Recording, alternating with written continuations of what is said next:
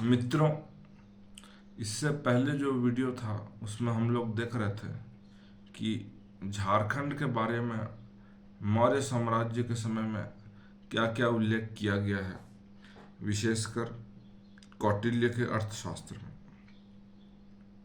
तो आइए हम लोग उसको थोड़ा सा ब्रशअप कर लेते हैं और आगे बढ़ते हैं। जैसा कि आपको पहले बताया जा चुका है कि मगध और दक्षिण भारत को जोड़ने का जो व्यापार मार्ग था, जो ट्रेड रूट था, वो झारखंड से होकर के गुजरता था।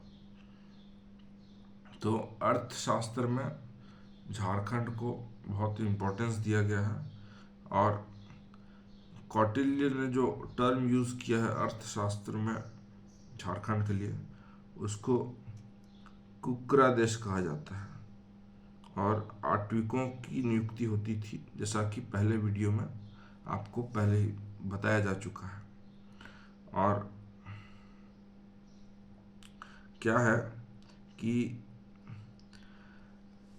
हम लोग को यहाँ पर दो तीन बातों को ध्यान रखना होगा। पहला बात कि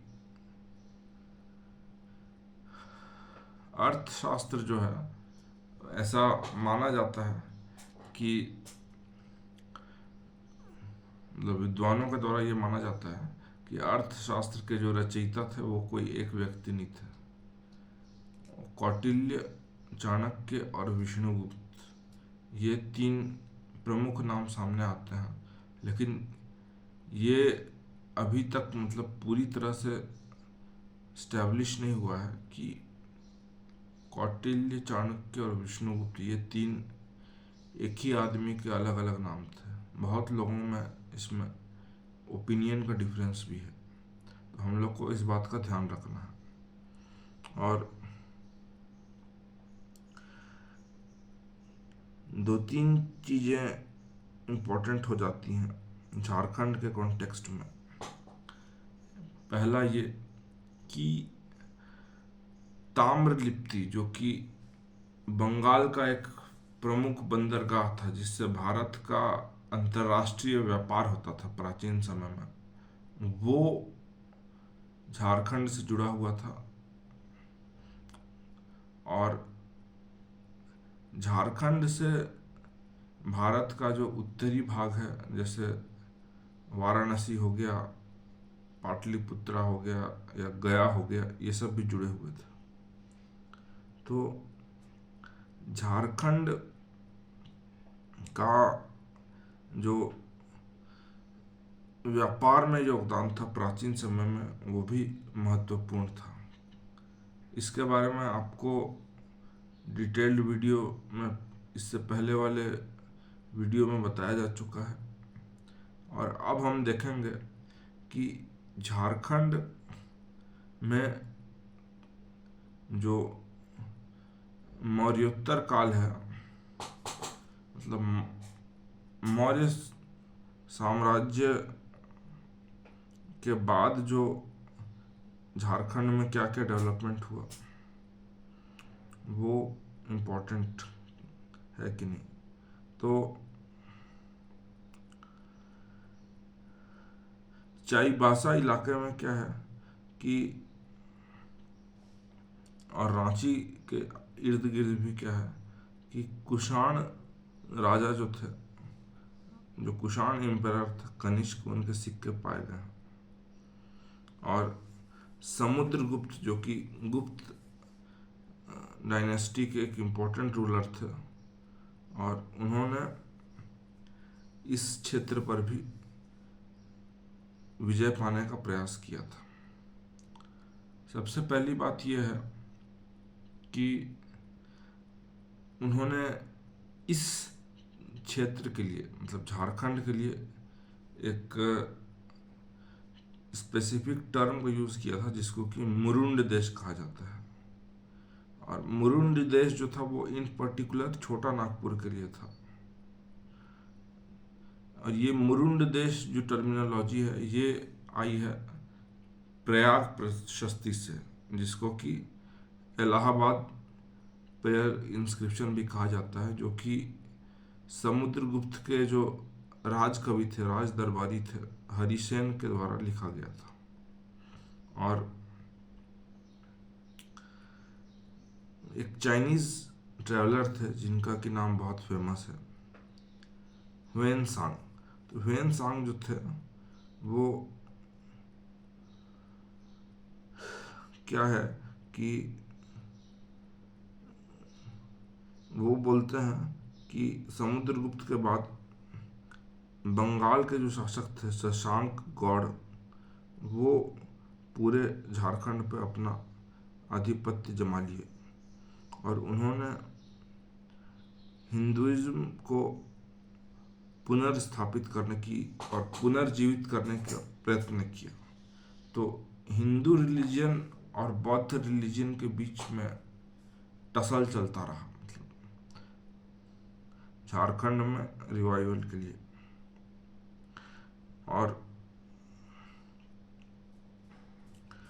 ऐसा भी माना जाता है कि हिंदुइज्म के रिवाइवल के लिए शशांक गौड़ जो थे वो बहुत जगहों पर मंदिर भी बनवाए, जैसे दुलमी में, तेलकुप्पी में, पगबीरा में और अन्य जगहों पर।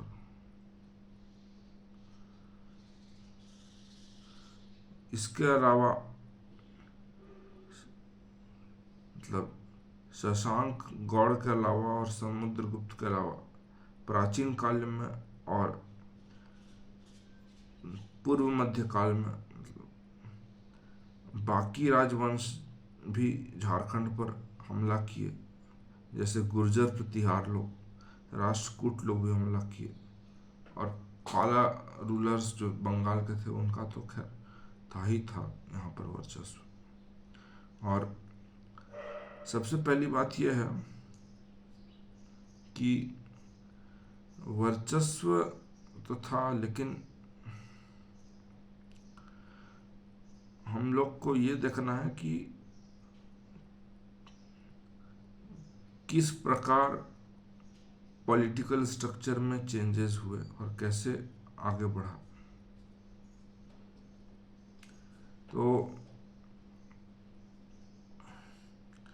सबसे पहले हम लोग कुछ लोकल डायनेस्टीज को देखते हैं।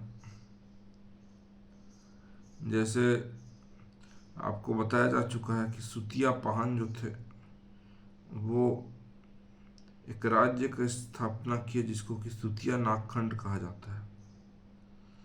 और 7 हिस्सों में राज्य को बांटा गया था उनके द्वारा। वो 7 हिस्सों का चाहे तो कोई नाम नोट कर सकता है। पहला हिस्सा था लौहगढ़, दूसरा हिस्सा था हजारीबाग, तीसरा पलामू, चौथा था मानगढ़ या मानभूम, पांचवा था सिंहगढ़ या सिंहभूम, छठा था केसलगढ़ और 7वां था सुरूजगढ़ या सरगुजा। और सुतिया पाहन जो थे वो मुंडा राज्य का स्थापना की थी, ये भी आपको बताया जा चुका है पहले की वीडियोस में। तो मुंडा राज्य का जो स्थापना था वो एक इम्पॉर्टेंट इवेंट था झारखंड की हिस्ट्री में। लेकिन सबसे बड़ा चैलेंज ये था कि मुंडा राज्य का तो ठीक है वो स्थापना कर दिए, लेकिन लंबे समय तक मुंडा राज्य को मजबूत रख करके उस पर शासन करना उनके लिए संभव नहीं हो पाया। वो डिफिकल्ट रहा और वो इस काम में सफल नहीं हो पाया। और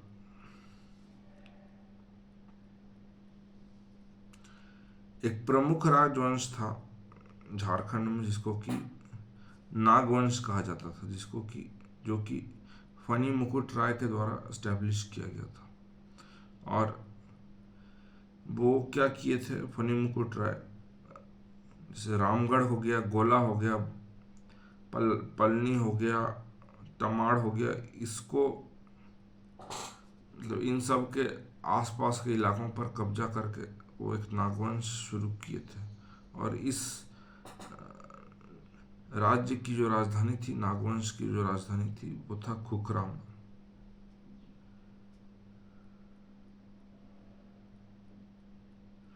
और नाग डायनेस्टी जो था वो एक लोकल डायनेस्टी था और एक बहुत इम्पोर्टेंट डायनेस्टी था।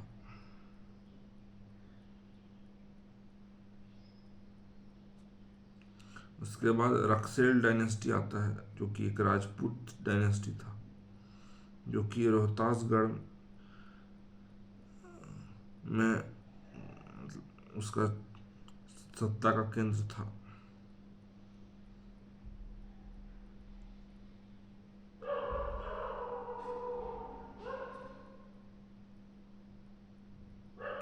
फिर चेरो राजवंश आता है। चेरो राजवंश जो था वो 16वीं शताब्दी में रक्सेल लोगों को उठा के फेंक दिए। और खरवाड़ ट्राइब जो थे वो सबसे इम्पोर्टेंट थे। फिर मान वंश जो था, जो कि हजारीबाग और सिंहभूम पर रूल किए। ऐसा माना जाता है कि वो लोग बहुत क्रूर शासक थे। फिर एक रामगढ़ स्टेट भी था। रामगढ़ स्टेट जो था उसके एस्टेब्लिशमेंट में सबसे बड़ा योगदान था बागदेव सिंह का। और फिर एक खड़गडिहा स्टेट भी था, जो कि 15th सेंचुरी के आसपास स्टैब्लिश किया गया था। फिर पंचेत स्टेट था। पंचेत स्टेट जो था वो मानभूम में स्टैब्लिश किया गया था। और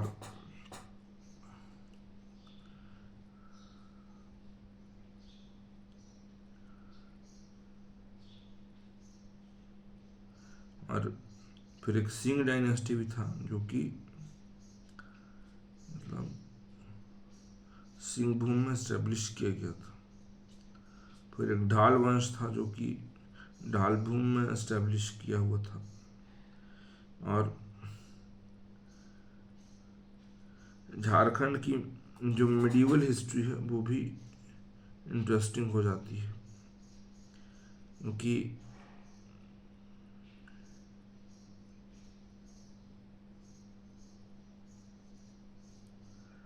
बख्तियार खिलजी भी जो थे, जो कि मोहम्मद गौरी के कमांडर थे, वो क्या किए थे, वो भी इन्वेशन किए थे इस एरिया का।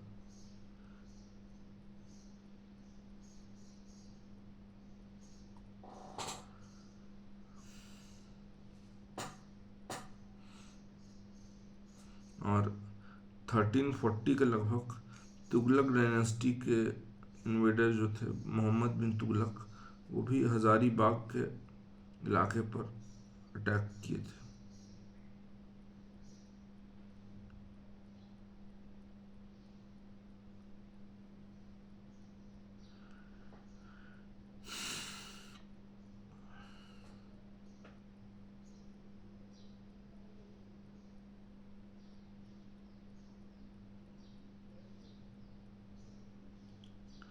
झारखंड में मुगल डायनेस्टी जो था वो एक इम्पॉर्टेंट रोल प्ले किया था। मुगल डायनेस्टी का जो हिस्ट्री है और मुगल डायनेस्टी किस टाइप से झारखंड को इन्फ्लुएंस किया था, ये देखना ज़रूरी है। और ये हम देखेंगे अपने अगले वीडियो में। आपको अगर इतना समझने में कहीं कोई दिक्कत है या कोई प्रॉब्लम है तो आप कमेंट बॉक्स पे कमेंट कर सकते हैं, या अगर कोई और इम्प्रूवमेंट अगर आप लोग सजेस्ट करना चाहते हैं या किसी टॉपिक पर, किसी पर्टिकुलर टॉपिक पर हेल्प चाहते हैं, तो वो भी आप कमेंट बॉक्स में बता सकते हैं। कमेंट बॉक्स में आप अपने डाउट्स भी पूछ सकते हैं। प्लीज़ आपसे हम्बल रिक्वेस्ट है, इस चैनल को लाइक, शेयर और सब्सक्राइब हो जितना ज़्यादा करें। और सबसे बड़ी बात है आप लोग का थैंक यू। वीडियो के अंत तक बने रहने के लिए। मिलते हैं अगले वीडियो में आपसे।